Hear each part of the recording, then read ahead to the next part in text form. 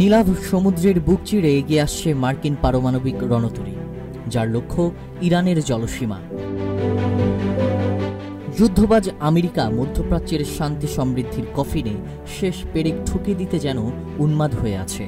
যুক্তরাষ্ট্রের বেশ কয়েকটি যুদ্ধজাহাজ বাহরাইনের একটি মার্কিন নৌঘাঁটি ত্যাগ করেছে বলে খবর পাওয়া গেছে।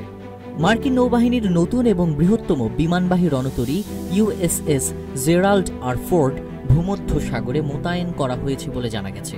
এই পদক্ষেপের মধ্যে প্রাচ্যের বর্তমান পরিস্থিতির এক নতুন উদ্বেগের জন্ম দিয়েছে। 1100 ফুট উচ্চতার পারমাণবিক শক্তিচালিত এই রণতরীটি আগামী সপ্তাহের মধ্যে ইউরোপ হয়ে মধ্যপ্রাচ্যে এসে পৌঁছাবে বলে ধারণা করা হচ্ছে ইউএসএস জেরাল্ড আর ফোর্ড ইরানি সমুদ্র সীমায় এসে কার্ল ভিনসনের সঙ্গে যোগ দিবে। কার্ল ভিনসনের সঙ্গে পাঠানোর এই সিদ্ধান্তের ফলে চলমান যুদ্ধের পরিস্থিতি আরও ঘোলাটে হয়ে যাবে। এটা এক প্রকার চলমান যুদ্ধকে আরও উস্কে দেওয়ার মতো। রেজাউল ইসলাম রাজীব, নিউজ ফ্ল্যাশ 721।